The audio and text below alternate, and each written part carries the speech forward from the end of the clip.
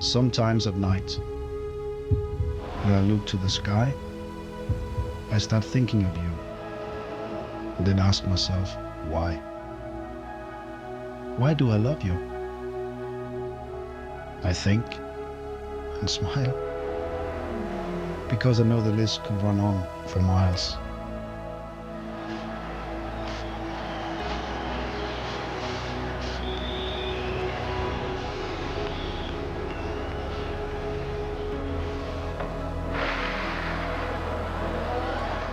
The whisper of your voice, the warmth of your touch, so many little things that make me love you so much. The way you support me and help with my emotions, the way that you care and show such devotion, the way that you kiss fills me with desire.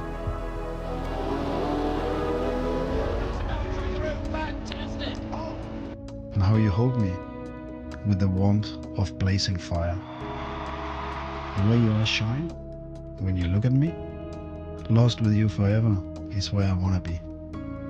The way that I feel when you are by my side, a sense of completion and overflowing pride.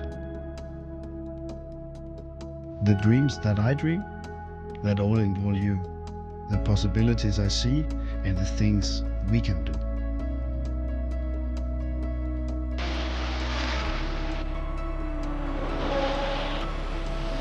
How you finish the puzzle that lies inside my heart. How that, deep in my soul, you are the most important part. I could go on for days, telling of what I feel, but all you really must know is my love for you is real.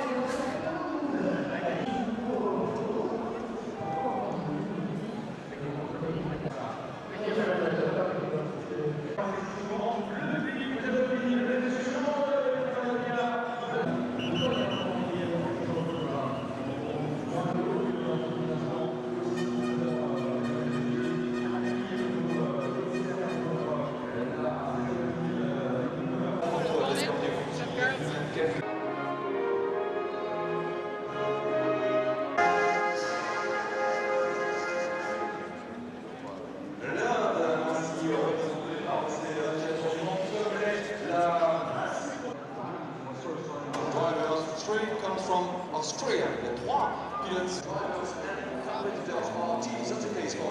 c'était effectivement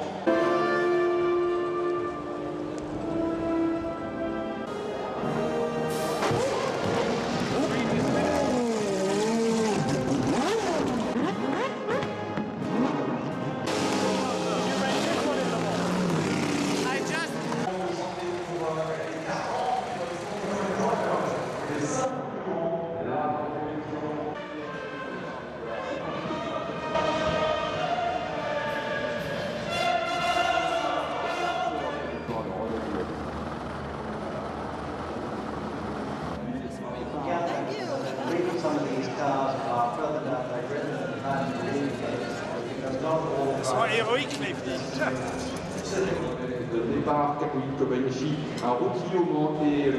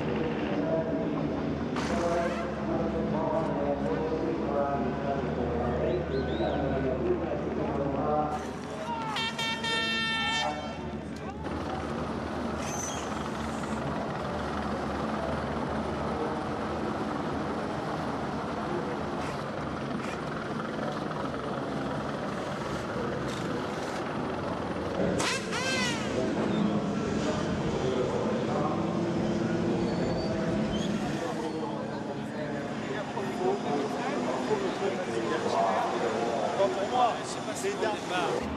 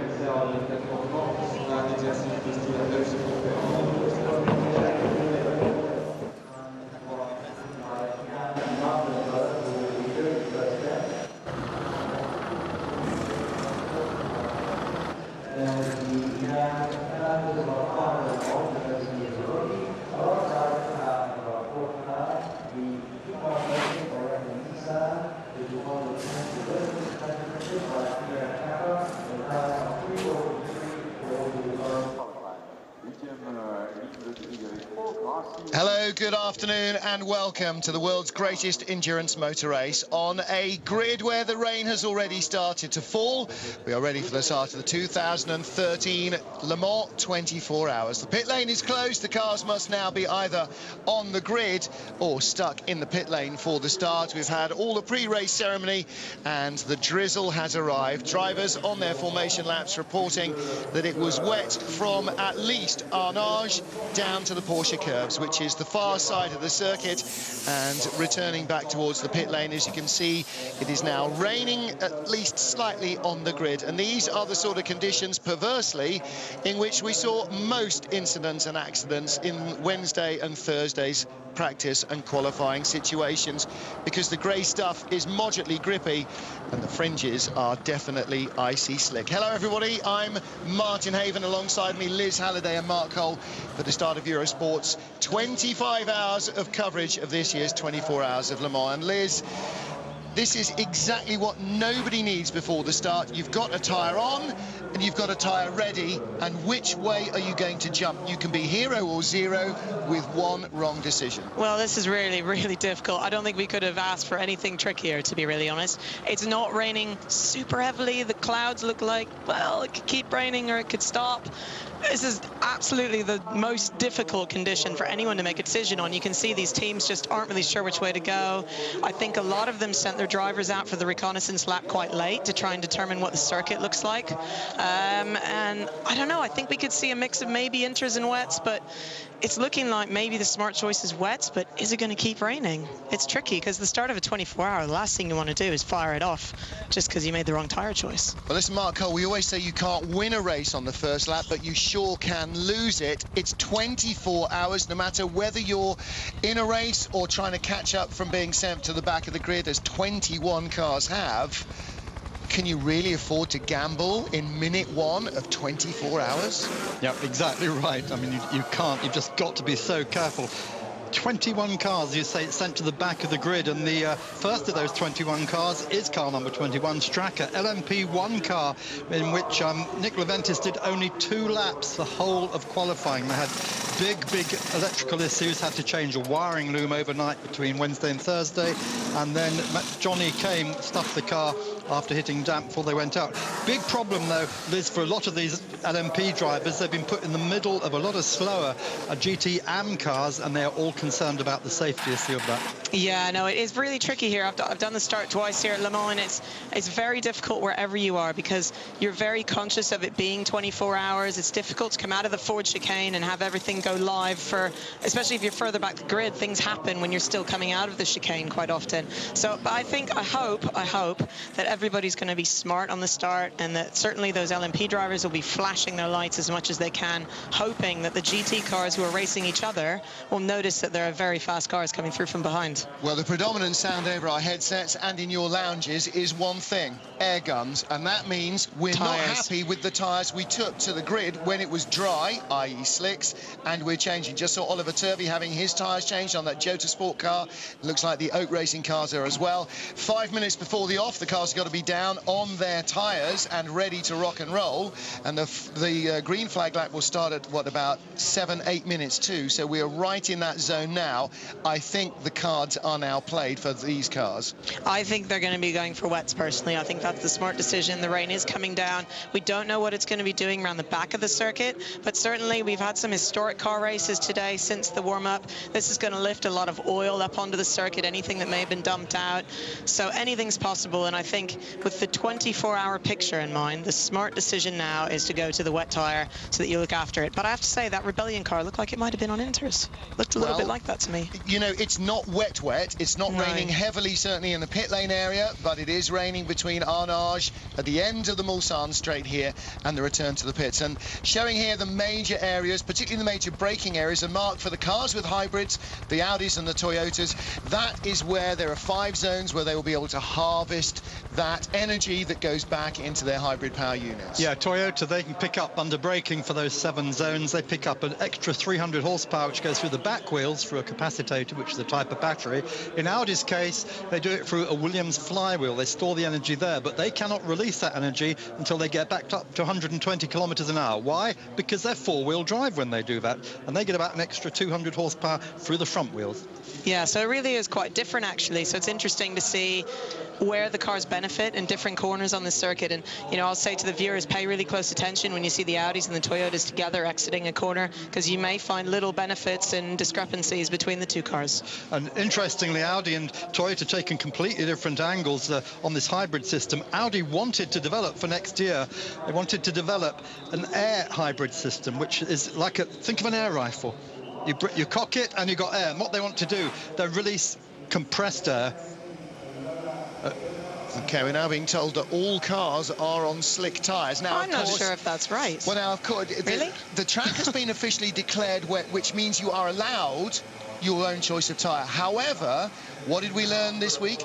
Michelin have brought an Inter, which has no cuts in it.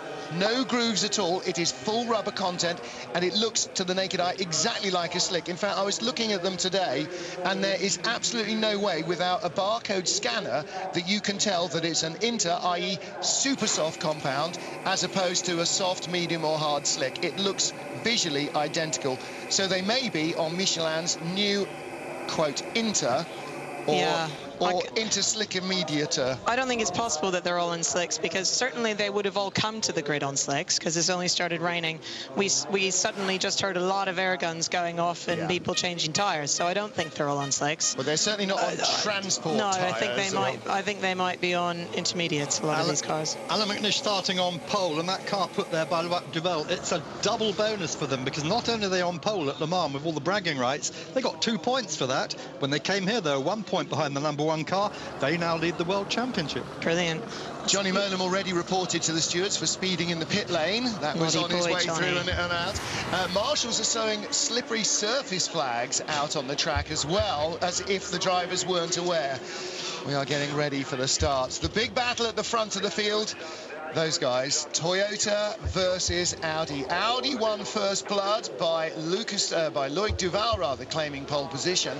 But in the P1 battle, they have now, in the reverse of what they've ever done, gone for speed over economy, and Toyota exactly the opposite. Will the tortoise beat the hare? That's what we have to wait and see. Just while we're looking at Audi, if I just complete the story, what Audi were looking at for next year was this air hybrid, as I was mentioning, a compressed air system, which would give the boost to a little motor to give that extra power. ACO turned it down, said no, it's not within the spirit of the regulations. They're not saying why, and everyone is wondering at the moment. But we have got some interesting fuels coming up, particularly Audi working with Joule with synthetic fuels.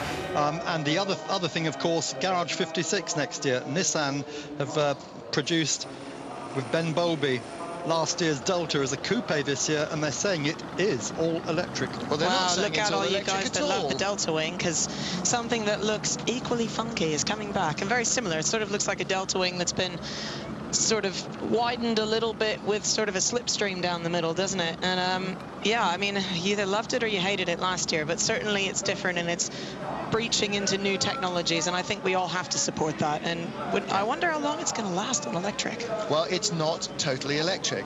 The second paragraph of their press release says it is not. Philippe Burr, spectator since 1972, so he's been coming here 10 years longer than I have. This is the 30th anniversary of my first visit to Le Mans as a spectator on a Page and Moy coach trip, and there must be I have no idea how many fans they have brought down over the years, but it must be venturing perhaps into, close to millions. That was done by lottery, incidentally. Daniel Poissonneau next door to him, and of course what Philip got as well was a free T-shirt, or free polo shirt, so he's a very happy man as he waves them off. But the race will be started officially by Bill France, boss of NASCAR, and that's to mark the amalgamation of NASCAR, Grand Am and the American Le Mans Series in the States, and of course American Le Mans Series, longer partner of the ACO here. Yeah, and I think that's going to be exciting next year. I'm looking forward to hearing about the details myself. I'm sort of thinking in my head I'd quite like to go back and race in some of those races now. It's going to be a lot of cars on the grid for the Daytona 24 Hours, which will be the start of the amalgamated series at the beginning of next year. You've got the Eurosport overalls. You're halfway there. Yeah, exactly. There we go. Yeah, Liz will be doing pit lane duties later, as well as in the commentary box with Martin Carlton, myself, Jeremy Shaw, Damien Faulkner, who's here already, and then that long night's journey in today, Chris Parsons and Neville Hay. Just making sure everybody's really fed up with me by the end of 24 hours. Plus banter, plus lots and lots of excitement, and I'm afraid plenty of carnage at Arnage and just about everywhere else probably. Cars on the formation lap, far too many people on Twitter and in the audience to say hello to. But we'd just like to say hello to Squadron Leader Toad and all the boys from 1664 Squadron, because they have now offered us some wonderful catering. Moule Frite before the race. Unfortunately, they're down at Mulsanne Corner, so a little bit inconvenient, but they are watching Eurosport on HDTV. So welcome to them and to everybody else. Wherever you are around the planet, if you've got 24 hours to spare, this is a good 24 hours in which to spare us some time, because without question, this, Liz, is going to be a great race. No, it really is. And I was saying it's worth mentioning that we are struggling with our Wi-Fi in here a little bit. So if you are tweeting us, bear with us. We're not ignoring you. We're just struggling to actually get all all of the information through on occasion. Plus we are flooded. Yeah, that too. Yeah, we are Mark Cole flooded. is ignoring them. Mark, not on Twitter, Cole. Twitterless. At Mr. Twitterless, I think should be his title. Just also another plug, dailysportscar.com. The sports car racing website is free all weekend, so log on to that and go through to their Race Live. This is Japanese Race Live icon there, and you will get up-to-date information throughout the race, just the same as we're giving you. So there we are. Now you tell me, I just renewed my subscription this morning. Again, race morning every year it runs out, and I forget to do it the day before. So cars on the Mulsanne Straight, and Ori Pescarolo, his flag in the grandstand. 33 times he started this race as a driver, and another dozen times as a team owner. Won it 4 times, and just one of the great drivers. Bumped into Jürgen Barth, another former race winner here, and of course for many years ran the FIA GT Championship, and they are very keen. Lindsay Owen-Jones there, the head of the Endurance Commission at the FIA, very keen to get as many anciens pilotes, which doesn't mean ancient pilots, it means former drivers, back to the circuit every year before we start to lose them. Mr. Kinoshita-san there watching the progress, and of course Kinoshita-san, boss of Toyota Motorsport, was the engine man when Toyota came here in 1992, finished second with Eddie Irvine. And that circuit's looking greasy to me. That's a really mixed surface. I'm guessing it's quite a bit wetter on certain portions of the circuit, especially underneath the trees. Wipers going, Mark's just pointed out, you can see the wipers going. We're seeing the rain splattering on those television cameras right now.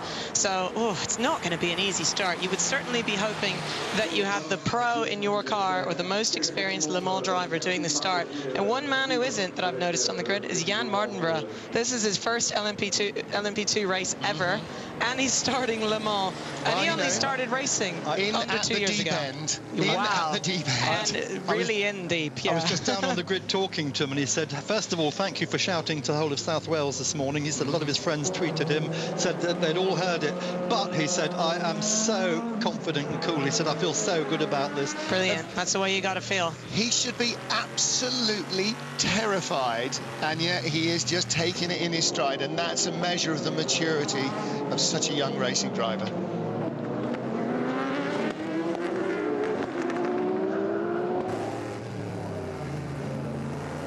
On board the 73 Chevrolet as the cars are on their warm-up lap. Jan Magnussen follows his teammate Ollie Gavin around, 32nd and 33rd on the grid of 56 cars. Despite 2 cars being written off in practice, they have been replaced with new chassis, and the drivers will head to grid formation side by side now as they line up behind the safety car. Jim France, the president of Daytona Motor Corporation, Daytona Motor Speedway, Grand Am, NASCAR, will flag away the 90th anniversary Le Mans 24-hour race. And nearly here now. They're just coming down the Porsche curves. Soon it's going to be the start of perhaps the most exciting start of the Le Mans 24 hours we've seen in years with this changeable weather. Third time a member of the France family has given the flag. Big Bill France did, and Jim France as well. And now the cars heading down on what will normally be one of the most high-speed approaches towards Indianapolis. The cars peak at maximum speed there, the fastest part of the circuit. As you can see, umbrellas and waterproofs are everywhere in this massive crowd because the rain is setting in. We are minutes away from the start of the 24 hours of Le Mans. For 90 years, the greatest test of man and machine that was conceived originally to test cars beyond their limits and still does so on an annual basis. Heading through French countryside, just outside of what was France's second industrial city. Le Mans was an industrial powerhouse at the end of the 19th and early 20th century. Dr. Wolfgang Ulrich with the 3 Audis, first, second and third on the grid. And Liz, if you're the man on pole, you've got your 2 teammates behind. That's a little bit better than having 2 rival team guys right behind you, do you think? No, absolutely, because every year we've seen that no matter what the conditions are, no matter the fact that it's the start of a 24-hour race, they are racing hard like it's a 20-minute sprint race straight out of the box. So I hope, well, I know we're going to see these drivers being professional because these are difficult conditions, but still they're racing drivers and they're told to push. So it's going to be an exciting start. I can't wait. Nearly there. They will do 10 Monaco Grand Prix and 10 Monaco Grand Prix in foul conditions at that here before they are finished and ready to go home, at least if they all make it through. Past the Piste Alain Prost on the right-hand side there, the karting circuit, and around there they're building a whole new spectator village as well. In a moment or two on the right-hand side, they will pass our commentary positions just beyond the final of the hospitality marquees. And now, as they exit the Porsche curbs, the cars should be lining up side by side, paced by our man in the pole car, Alan McNish. Andre Lotterer from the #1 car that has won the last 2 years will line up alongside, and then Lucas di Grassi and Anthony Davidson for Audi and Toyota. Members of the Audi board, President of Florida, former President, Prime Minister of France. So many great and good are here, ready for the start of this race. Safety car pulls off, and we are ready to go green at Le Mans. 24 hours will start to count down now as Bill France waves the tricolore, the French flag. The Audis go too wide, and the #1 car is looking for the lead immediately. Andre Lotterer is going around the outside of Alan McNish to take the lead of the race for the team that won last year and the year before. And with McNish on the inside, he was always up to Lotterer to try and get the better start, and already that's the Alpine ducks across the chicane rather than run into somebody. A challenge for third. Toyota's moved up, and that is the first Toyota, I think, of Anthony Davidson, it's not, it's Nico Lapierre, the #7 car that has gone off like a scalded cat. He's got by Davidson and the #3 Audi of Lucas di Grassi.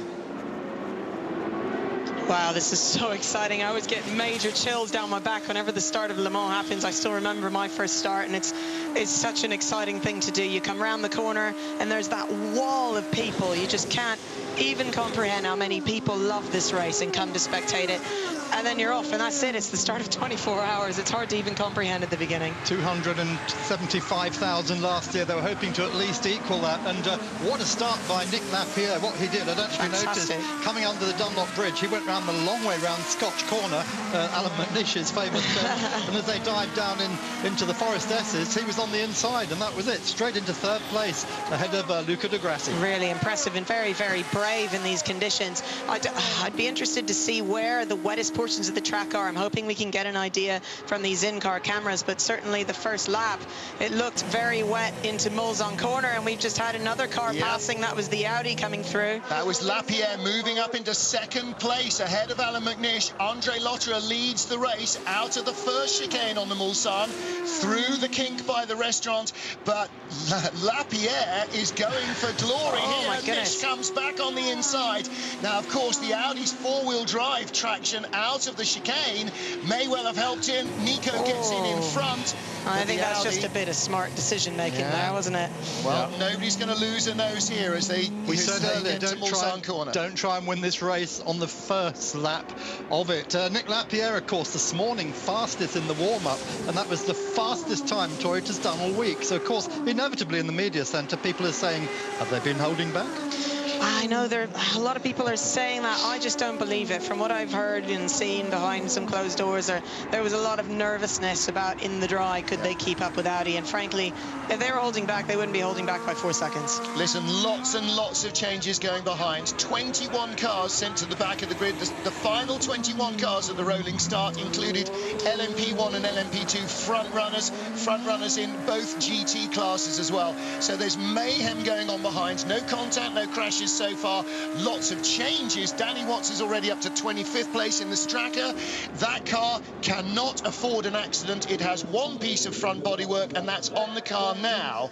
Well, Toyota looking happy, but it is still the first couple of minutes of the race, Mark. We've got 23 hours, 56:48 to go. Yuta Shonak, of course, number 2 to Kaneshita-san in the Toyota hierarchy this weekend, and Hugh being given the Spirit of Le Mans award this year, an award for people who've done great things for Le Mans over the years. Of course, one with Mazda, one outright in 91. He won with the Orekas the years before, the Oreka Vipers in the years before that, all through the late 90s and into there the noughties. Comes Anthony Davidson looking for fourth place on Lucas Di Grassi on the run down to the Ford chicane. We're on board with Davidson. There's no Audi in front. He got the spot.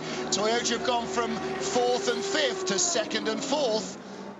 So the race is on. Now, if they can keep this up for another 23 hours, 56 minutes, I will be beyond excited, I think, by the end of this race. This is for the lead, and is that going to go? Is Lotterer going to fall prey to France's Nick Lapierre? Well, maybe I think Toyota might be trying to prove a point right now in these difficult conditions. They're saying, look, guys, we're in this to push hard for the win, and we're not just going to let you walk away with it. And at the same time, it looks like some of the Audi drivers are being a little bit smart. They're not we're not seeing the huge aggression we saw last year at the start of the race, but then we don't have the dry conditions that we had either. Well, there you go. And is it that maybe the Toyotas have gone for a more conservative tyre that is giving them better grip now, that might give up later if it stops raining and drizzling? Or is it just that the qualifying flattered the Audis and didn't flatter the Toyotas? Right behind, a battle for 5th place. Now again, you can see the Audi out dragging the Toyota, but the Toyota has the inside line. So Anthony Davidson holds on in front of Lucas Di Grassi, and Di Grassi very, very impressive in this Audi in qualifying, and a sensible race on his shoulder, race head on his shoulders. Olivier Pla leads LMP2. He's the pole sitter in the 24 Oak Racing Morgan Nissan, and John Martin, who was second in class only in the last 2 minutes of qualifying after having held pole for 2 days. He is right with him, so no changes there. In the pro class, Aston Martin, Darren Turner leading. 2 P2 cars between him and Bob Bell in the 99 Aston. Third, Mark Levy in the Porsche. And in the AM class, Alan Simonson, the Danish Aston Martin. Hello to Jane Leslie, because her son is engineering that car, is working on it. They are a long way clear of their rivals, but the battle for the lead, Mark, this is classic early Le Mans stuff. It's a Formula Ford 10-lapper, but they've got another 24 hours to do it in, and another pass. And it's just changed, that is it. Lapierre has taken the lead for Toyota, but look how McNish has closed on them. Heat coming into his tyres, and suddenly they're all there. That's not the lead. This is still the battle for seconds. Yeah. That's a little bit cozy there, coming down that straight comes up the inside through the kink where Mark Webber flew over the brow. This is the run up to Indianapolis, and the Lapierre car will get a tremendous slingshot. McNish defends on the right-hand side, doesn't get anywhere near the racing line.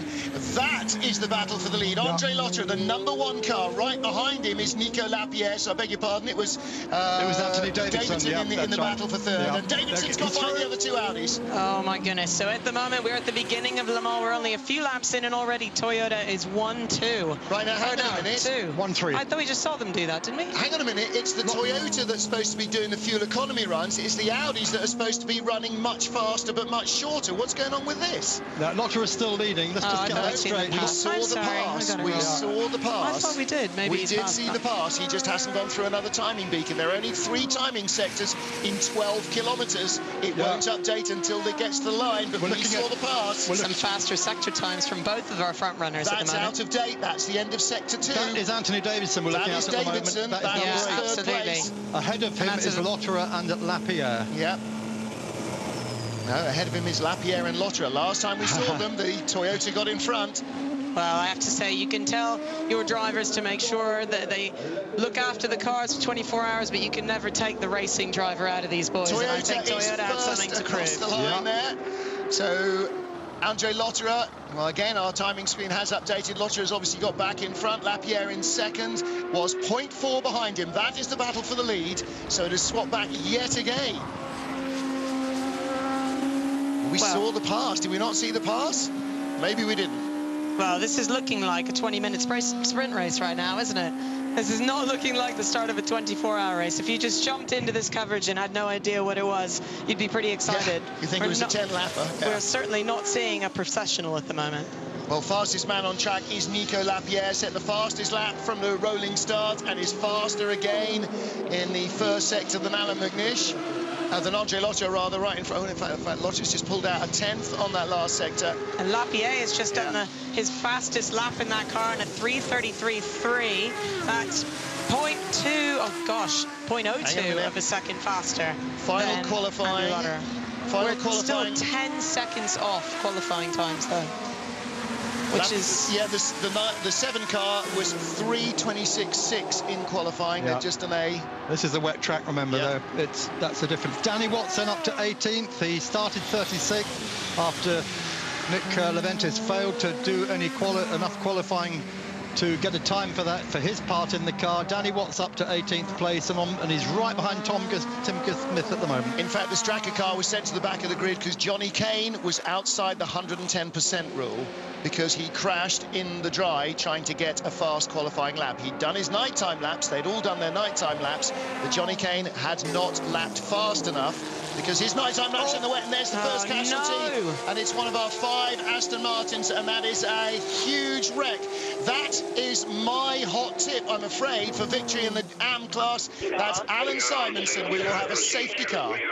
Yeah.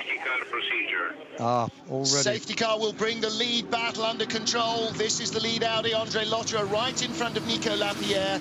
And that looked to me, was that at Mulsanne corner? I couldn't really tell from the angle the camera was that's at. too close to where these guys are, so maybe it was further back. I don't think it was Tertre Rouge. Safety cars are out, 3 of them. There is the team. That is the all-Danish Gulf Aston team.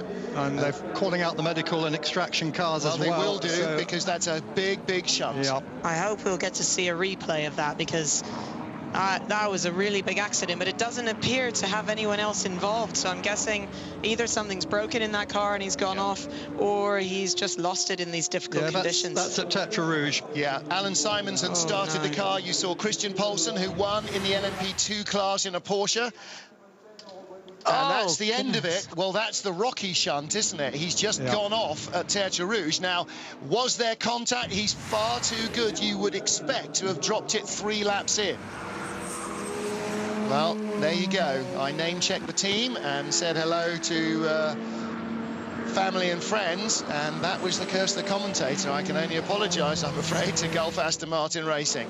And that was a long way out in front as well in the AM class at the moment. So we'll have to wait and see. Replay of the start then, with Bill France waving the flag. Andre Lotterer immediately took the lead, and he's been out there ever since, until we've now got this safety car situation.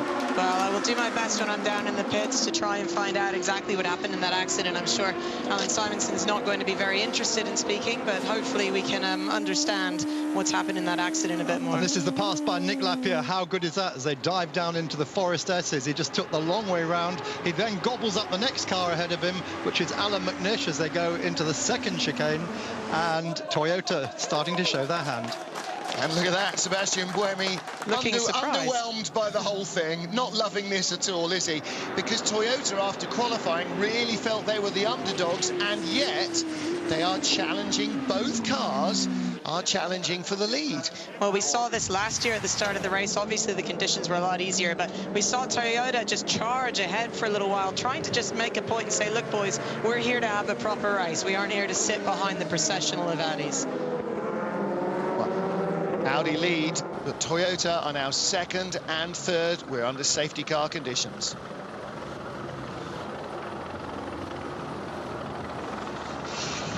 Safety car out at Le Mans. We are 14 minutes into the 24-hour race, and already we have lost our front runner in the GTE AM class. And we're going to have to hear from Alan Simonsen what triggered that incident. Look, he's missing the door, and I don't... Oh, that is down there on the ground. Tyres coming off the tyre wall. He's just basically gone straight on. Yeah, this is not Christian a happy Poulsen scene. can't believe it, I'm afraid. He was really looking forward to this race. A chance to take another victory, perhaps, at Le Mans, having won in LMP2, and there's no question he's not going to even get a drive. This is the all-Danish team, Danish Dynamite, they've been calling it, talking it up, but a massive, massive accident. They're working on the car there, getting him extracted, and... Well, they've been very, very cautious. Anytime the driver complains of any pain at all, they will get him into a neck brace and be very cautious with the extraction. So that will take time. Mark, there were loose tyres around there as well, which had not come off his car, so they've come off a tyre wall, so that will take time to check as well. And for Christian Poulsen and Christopher Nygaard in the cap there on the far side, and the rest of the guys at Gulf Aston Martin, I'm afraid that is the earliest path they could possibly have imagined. That's just dreadful. And we can only hope that Alan Simonsen is all right. It looks like he took the biggest impact on the other side of the car, not on the driver's door, which is a relief. We can all be pleased about that. I'm hoping he's just been shaken up and they're taking extra caution to put him on the backboard. But as you know, Tetra Rouge, well, it looks as if it went straight on, doesn't it? He got wide on the outside on the gravel. It's very hard for us to speculate what happened, but it is a very fast corner, especially since they changed the corner some years ago. It's very, very quick. You heard Alan McNish talking his way through it and saying in their car it's just a lift and fourth gear, so extremely fast. I don't know if he caught a wheel on the curbing and just in these wet conditions, if he just lost the back end and under so much speed he just couldn't stop it. It's hard for us to speculate. I will try and find out when I go down into the pits. He was in the middle of the main GT pack, and my guess is that he's either trying to get around somebody or trying to leave room for somebody, either contact or just enough off the dry line for the car to just break away from him. He's so good. You may not know a lot about Alan Simonsen, but take it from me, he is an extremely fast and very experienced GT driver, and not one to make a start to make a huge error like that. You saw from the start the on-board just how quickly Andre Lotterer jumped the pole-sitting car of Alan McNish to take the initial lead. But now at the restart, Liz, he won't have his two teammates behind him running shotgun. He'll have two Toyotas, one in either door mirror, trying to get by. Yeah, this is going to be an exciting restart, I think, and you can just see the drivers moving the cars around the circuits as much as they can, just trying to keep some heat in the tires. It is difficult when you get a safety car and these sort of mixed conditions where it is quite cool out. It's much cooler today than it has been, and it's very difficult to keep the heat in the tires, especially the drivers that are on slicks right now in these tricky conditions. We were talking about that to one of the drivers earlier on today. Alex Brundle was saying, in cooler conditions, or if it's damp, he said, even if you're just driving down the Mulsanne, you can lose up to 10 degrees of tyre surface temperature just from the cooling effect. He said they're fine, you know, you come into the pits, they go on, they're out of the tyre oven, they're absolutely baking, they're exactly the right temperature. He said you go for the brakes in the braking area by the first chicane, there's nothing there, they're wood.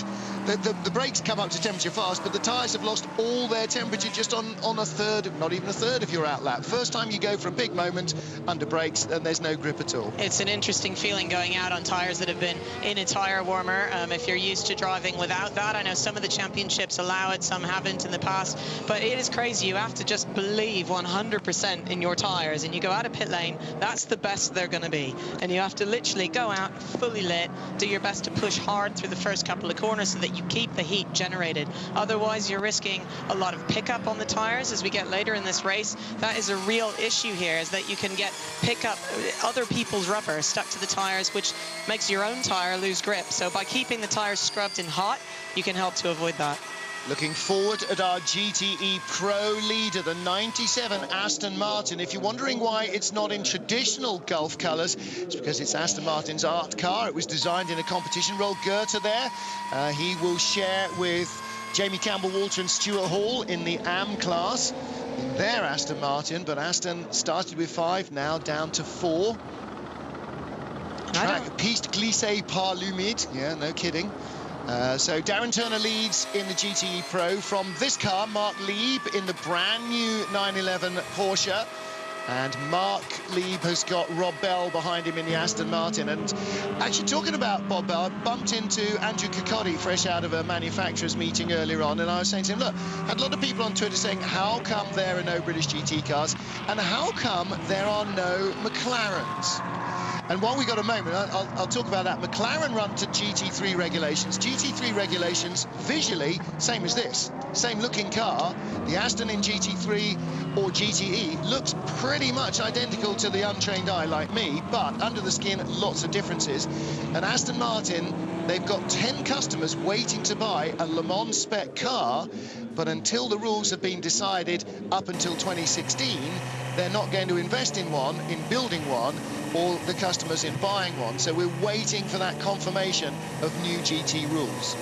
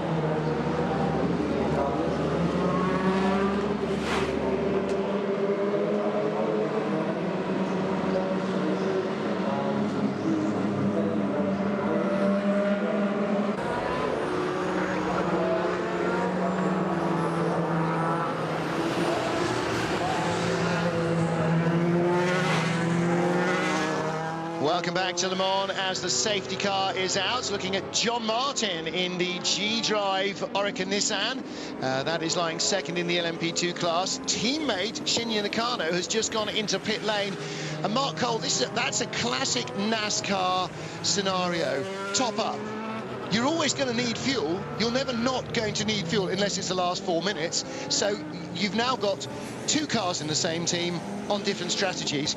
Win-win. It's a great call, Martin. Yeah. It is a great call. It's like anything. If there's food or a toilet, use it. Take it. There was the Queen Mother's only advice to any new member who married into the royal family: never pass up the opportunity to use the toilet. You never know when the next one will be coming along. So a great call by Nakano's team, the number 34 Oreca team there, and that car.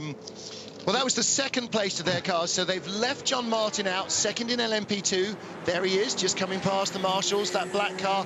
Left him out for track position. Shinya, OK, we'll get you on a different setup. Who knows which way the balance will fall? And, of course, that's the car that Tor Graves stuffed this morning in the warm-up. Fortunately, not as bad as it looked. The 4 wheels are still pointing the right direction. And Archie Hamilton will be taking over that car. It's one of 3 factory-assisted Nissans this weekend, the 2 Delta ADR cars. All right. right now, they were topping up, but you do that any time a car comes in. However, no matter how sanguine the dock might have looked this morning, Alan Docking, the car is back in the garage, and that means they're doing extra work on it that you can't do on pit road with only 2 guys touching the car. Well, it's a great story while we told it, Martin. So. Yeah, it worked up until that stage, right until they pulled it back in. But again, you see now, everybody's in the safety car queue. Everybody on the pit wall has seen what we've seen. They've seen it's a big accident. We're not a 1-lap safety car. We're not a 2-lap safety car. That's going to be out for 15, 20 minutes. Why are we not topping up? We're already 20 minutes into a stint, 15 racing minutes. And look how long a lap takes. Yeah. 7 minutes 40 to get around this circuit behind the safety car. So they can do 5 minutes work and catch up again. Yeah, well, I think absolutely. If they've got a little bit of a problem, we don't really know. There might have been something they're chasing a little bit. So I think that's really smart to do this. And we'll wait and see what the others decide to do. I'm guessing a lot of teams are sort of thinking right now, do we come in now? What do we do, you know? Where's Liz Halliday and Benito in the pits? Alex, Nicolas did a fantastic move at the beginning of the race. What do you think about this fight? He did a few fantastic moves. He's on fire. Yeah, it's obviously because the track conditions are quite slippery. Seems that our competitor has a bit more difficulties getting temperature in the tire, and Nico did it really well. So interesting and exciting start. It's not a lot to win at the beginning, but a lot to lose. You think he will be maybe take more precaution for the rest? It's very hard to now start to read the race. I mean, we just had a few laps in slippery conditions. Now the safety car. We really have to wait and see how the race unfolds. It's too early. Thank you, Alex. Well, we've lost an Aston Martin, and as we sort of expected, we have lost our internet here as well. Down pit road comes the 81 Ferrari, Rui Aguas bringing that car in. Well, let's get back down to the pit lane, catch up with another of our drivers. Benoit Trille, you in any case surprised by the start of this race? Not really. I mean, we have seen the Toyota were pretty quick this morning, and also during the qualify in that kind of condition, they were pretty good. So we are not really surprised, and we are pretty happy that it's going to be a fun race. And it's always better to fight with your other opponent than in between sister cars. For sure, we're going to fight between sister cars, but to have a nice race like that, it reminds me of 2011. So it's going to be fun. I like that kind of condition. Okay, thank you very much. Thanks. Well, there you go, and that is the attitude there from Audi. You know, we'd rather beat somebody good than beat ourselves up. And 2011, of course, that's when they were battling so hard against Toyota. And for that team, their first win against Toyota, against Peugeot, same colour cars, white and blue, and pretty quick. And yeah, whether Toyota have found a little bit more from the Michelin tyre remains to be seen.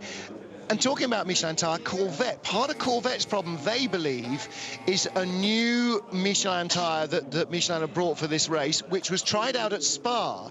And the Spa 6 Hours, the second round of the World Endurance Championship, their rivals here, so Porsche and Ferrari and Aston Martin, used the same compound of tyre, but Corvette have not used it before they came here to Le Mans. And it's taken them, so, you know, the other guys had practice, qualifying, and 6 hours to get their heads around what the new construction is doing, what the new tyre is doing. He said, you know, we started here. So, and of course, so much of it was red flagged and so much of it was wet. So they believe at least a part of their deficit to their rivals in the dry here is because they're not working the tyre as well as they used to work the old one. Well, there is Alan Simonson's Aston Martin, still waiting, very second-hand. He's no longer in the car, clearly, so we're waiting for news of him. And, of course, as soon as we get it, we'll bring it to you. And as soon as we hear anything about this G-Drive car, Shinji Nakano stays in. Or is he? I can't see now. Yes, he is. I can just see a helmet there, but they're clearly changing something inside, and looks as though that might have been a management system stroke battery area. There's usually not much else down inside the driver's cockpit. So the reason we're taking so long at the Tetra Rouge incident is that car has punched a hole in the barriers. We saw the trucks replacing barriers, not for the first time this week, we have to say.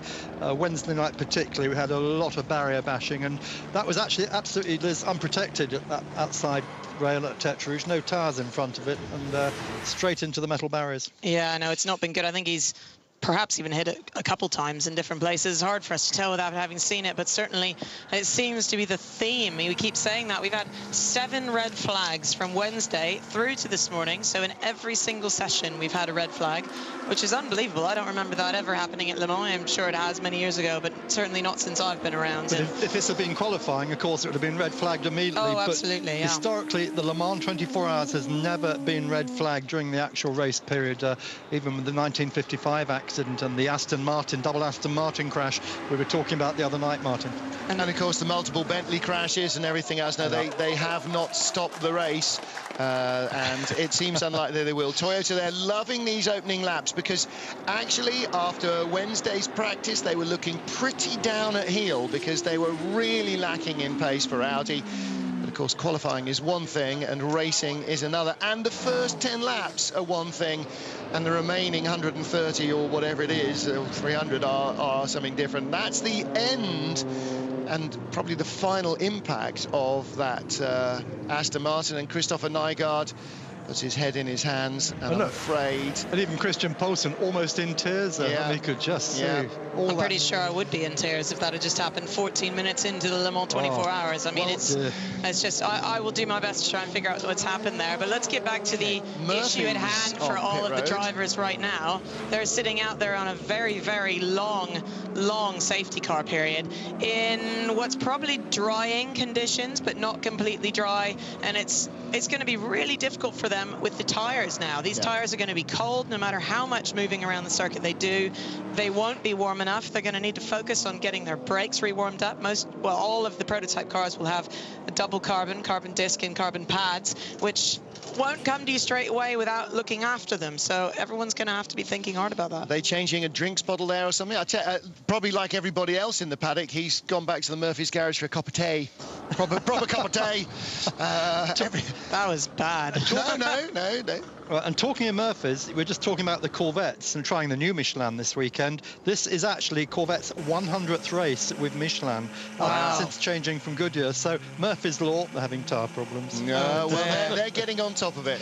All sorts of anniversaries here. Of course, it is the 90th anniversary of the first ever Le Mans race, of which it's the 30th year since I came first, 100th year of Aston Martin in existence, 50 years of the 911, 60 years since Duncan Hamilton won in 1953 in a C-Type Jaguar. His grandson Archie will race in this race with a 60-year-old orange in his pocket, a good luck mascot from his father from that 1953 win for Jaguar, and so many more. I think that was a driver getting ready to get into one of the Corvettes. He looked like he was sort of frantically getting ready, which says to me they've suddenly said, right, we're going to pit this lap, get ready to get in. Now the question is, I had a feeling that was in the Labra garage. Julien Canal is in the 50 car and Philippe Dumas is in the 70 car. So I wonder if Jacques Lecomte is thinking about changing drivers in one of his cars. It is Labra who are going for a drive. Un peu surprenant, de voir les Toyota aussi proches directement en début de course, alors qu'elles avaient été durant les essais libres, durant les essais qualificatifs, 3 à 4 secondes autour derrière.